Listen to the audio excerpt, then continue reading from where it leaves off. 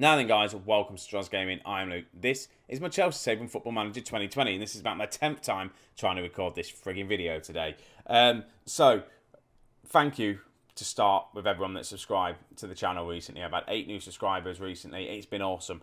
Thank you very much for that. This episode is going to be a little bit of a different one. I've did a whole recording of these last 2 matches, realised the microphone wasn't plugged in. A pain in the ass, really was. So what we're going to do, we're going to look back at the last 3 games that we've played. I'm going to do just quickly look at the highlights, analyse them, just show you all the goals, all that sort of stuff. Well, obviously you're going to see the results straight away unless I edit it properly. We probably won't actually. I'll try not to let you see the results, even though you can see them there. In fact, no, screw it. We are going to see the results. And then we'll just go into it and just be a bit of a shorter episode today. And then we'll resume normality at some point. If the video quality drops or anything like that, let me know, because I'm having encoder issues. I need to figure out what's going on with OBS, because it seems to be not playing ball at this moment in time. So we're just going to jump straight into it. So the last 2 games that you guys saw was Brighton and then Manchester United knocking us out of the FA Cup. So we have played 3 games since. It's Crystal Palace, Porto and Arsenal. You can see the results there, but we're just going to go have a look. This Crystal Palace game, it wasn't a great game. If we put this to match stats, we'll go through it. And by meaning it wasn't a great game, we didn't have all the possession. They had most of the possession. And at the minute, I like to try and keep the ball. Look, the ratings-wise, we're pretty decent, to be honest with you, other than Pulisic having a bit of a poor game. We did win 2-0. Hanlan scored, and then there was an own goal on their behalf. We had 17 shots, 7 on target, 16 fouls, 17 fouls. It's all well and good, and it's okay, but we can watch the goals. We will watch the goals, our 2 goals we've got. So the first one is going to be an own goal, and it's been a while. It's from a corner, I'm guessing. Oh yeah, it was a terrible goal from their goalkeeper. It really was. If we go back, previous highlight, watch this from their goalkeeper. I don't know what he was playing at. It was just, we'll watch it again. Cross comes in from the corner. The keeper just, I don't know what he did. And then this is the second goal. Going to be a standard Hanlan goal. Just picks the ball up in the box and then just shoots and scores. Makes it 2-0. He's a good player, Hanlan is. He really is. So that game was quite good. It put us back to the top of the league. Player of the match was Hanlan. No one else really. We got 7s. It was green. It looks good. But only just 7s as well. It wasn't particularly great in this sort of match. It wasn't good. But then we followed it up. We started the episode off what I did record. We followed it up with a very, very good game against Porto. It was a much needed win as well. 3-0 at home. We were already 1-0 down in the first leg, so we needed to come back and do it. And we dominated them. Stats wise, they had 2 shots, not even 1 on target. And I'm pretty sure it was very similar to the last time we played them as well. Now, we kind of dominated them, but not as much actually at home. So not what I was thinking. But anyway. So that's a Crystal Palace game. We don't want that. We want to go back into this. So we won 3-0. Have a look. We stopped them from having a shot, which was just awesome. It really was. 19 shots we had, 11 on target. Their goalkeeper deserves more than a 6.8. Yes, he let in 3 goals, but I'm sorry. But if you have 11 shots on target and only concede 3 of them, I'm going to say that's a decent game for a goalkeeper. So yeah, man of the match again, Hanlan. He got, 2 goals, 1 assist, 1... was it key pass, 1 chance created as well. Sterling picked up the other goal as well, coming in off the bench as well. Chilwell did well, got some key passes, got an assist. Reece James 2 key passes and assist and a chance created as well. So we looked again all good. 7.9 for Chilwell, 7.4 for De Ligt. Again, it was a good old game. We'll quickly watch the goals, and I'm hoping kind of this episode, if it goes well, I might do some more of these episodes of just in between the episodes going through to seeing how we did. So the first goal comes from Hudson-Odoi out in this wing, plays it to Chilwell, cross it in, and it's just a standing Hanlan goal with the header, whipped in, wins in and gets it. Another one, again, another classic Hanlan goal. It's from a free kick that we have, and it just comes in off the rebound. He's the first one there. The keeper saves it, pushes it out. He's the first one there to put it back in the net. And this goal here from Sterling, it's a lovely pass from Hanlan here. He could have been very selfish, but it didn't. Sterling on the outside of the boot. Again, can I slow these highlights down? Let's just pause this and let's just put it down to a bit slower here so we can actually See what we're doing. Here we go. So this is the first one as the goal comes in. Right, okay. So this highlight here, the finish from Sterling, the ball comes in, Hanlan picks it up. Normally on Football Manager, if we stop here, Hanlan would have just ran into there and gone for the shot. Because that 9 times out of 10, that's what happens. We never seem to pass the man in space. And you look, we are on the break. Sterling's in space, and it's just a case of he picks the ball up here, and he's just going to aim for that far corner, and he does. Side foot as well, puts it into the far corner, making it 3-0 on the night. And it was just a good performance from us all. Pretty decent. Really kind of a solid performance getting us into the quarterfinal. It's a game that we should have easily won, and we did win it. It's fine. And then we went into the game against Arsenal, which we lost 2-0. And at the time, I'll show you the league table as it stands at the minute. We were top of the league by a point. Manchester United were behind us by a point. Arsenal was behind us by 2 points. Obviously, following the loss to this Arsenal game, we're now 2 points behind Manchester United, a point behind Arsenal. We do have a game in hand on everyone.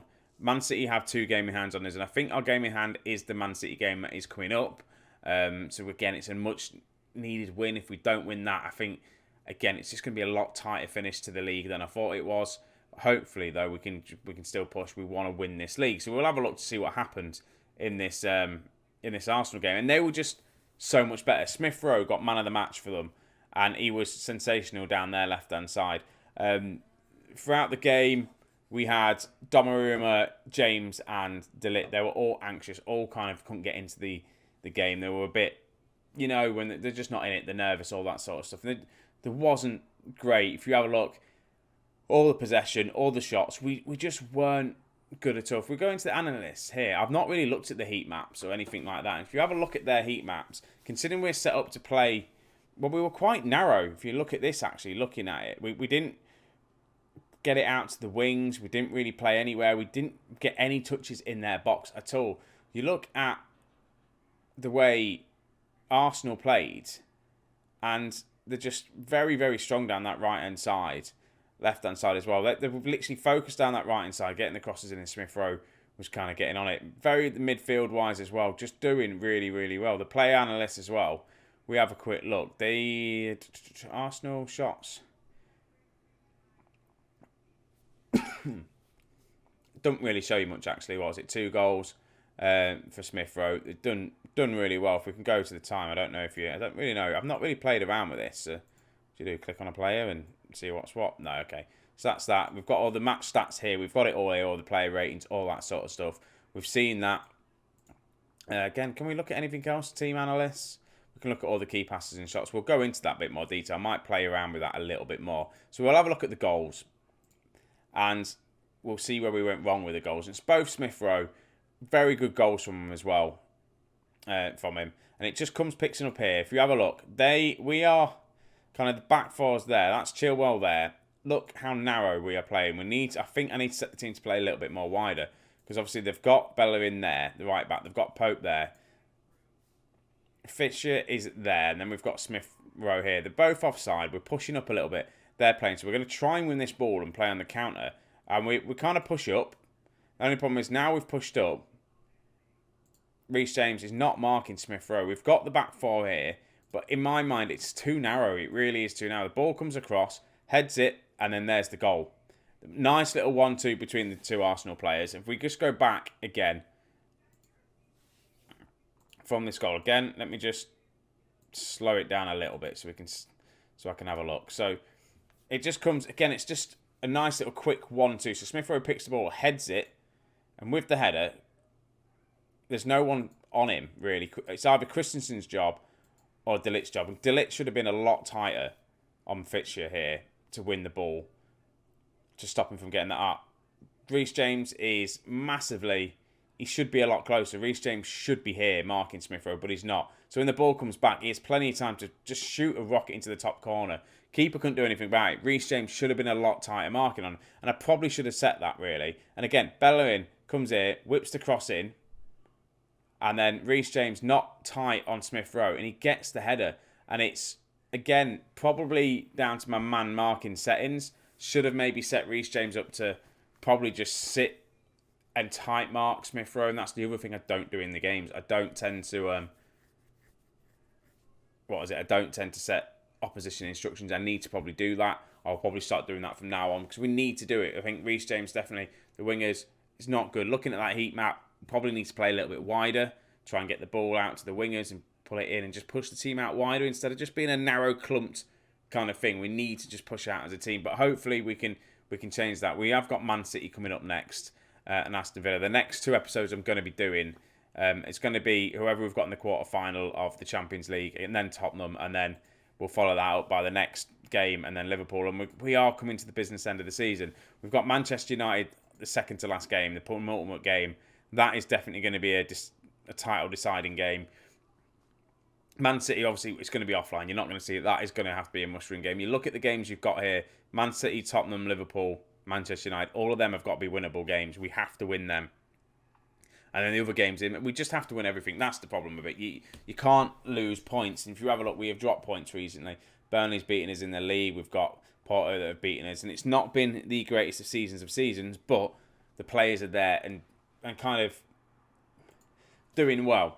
And it's, like I said, this is only just a quick video, and I don't know how it's going to go. I feel like I looked a little bit more in depth in the Arsenal game, and I might do that in between the episodes. I might do one. I might play the Man City, Aston Villa, Everton. Again, I might just then do a bit analyse video of them, of the 3 games in between, and then go do the next episode where you can actually see the actual games. I might do it, see how it goes anyway. So it's a little bit of a different one. Apologies you didn't see any actual proper games. Again, I'm an idiot and knocked the microphone off. The encoder issues may have stopped. Played around with a few settings. It has seemed to have stopped. That's all right. So yeah, so just let me know, guys. Again, thank you for watching. This is a bit of a different video. My analysis wasn't great, but I think I'll get there with it. I'm going to dive in a bit more into the heat maps, all that sort of stuff.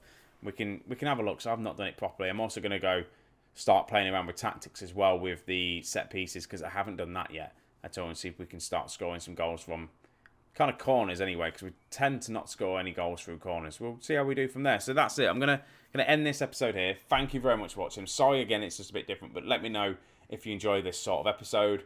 I might be able to do a quick series with a team, only just going through each month, just analysing it each month, and then maybe play an odd game here and there. Just let me know if you want me to do that sort of thing. I can see what I can do. But yeah, thank you for watching. You guys have been awesome. Stay safe because it's a crappy time of the year at the minute. And yeah, I'll catch you all later on. See you in a bit.